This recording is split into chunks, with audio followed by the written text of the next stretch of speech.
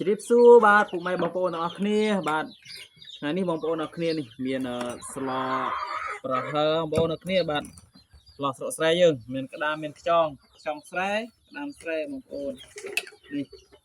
បងប្អូនទាំងអស់គ្នាទំនងអត់បាទវាមហូបស្រុកស្រែយើងបងប្អូនស្លប្រហើមានផ្លែយើងធម្មជាតិបើយើងធម្មជាតិទេបងប្អូនយើងនៅស្រុកស្រែទេនេះមានស្រូវមានអីខាងនេះបងប្អូនទាំងគ្នាពុកបាយទាំងអស់គ្នាបងប្អូនតោះភ្លក់ជាមួយខ្ញុំទាំងអស់គ្នាបាទ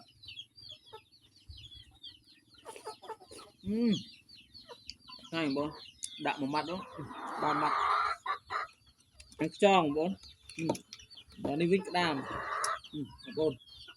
ប្អូនអ្នកស្រុកស្រែផែក្លឹបហុកក្តាមណាបាទស្រែអីផែក៏ក្លឹបហុកក្តាមស្រែយើងណា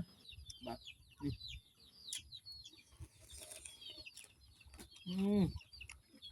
ចាំមែនតើបងប្អូនជាតិស្លាប់ហើយមកក្តាមមកខ្យងខ្ញុំចិត្តឆាំទេក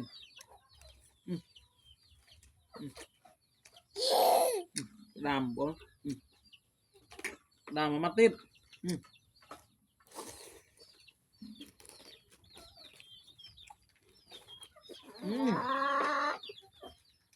ngay saoបងប្អូនគ្នាទៅជិះវីដេអូនេះអ្នកបងបងប្អូនបាទបាយបាយបងប្អូន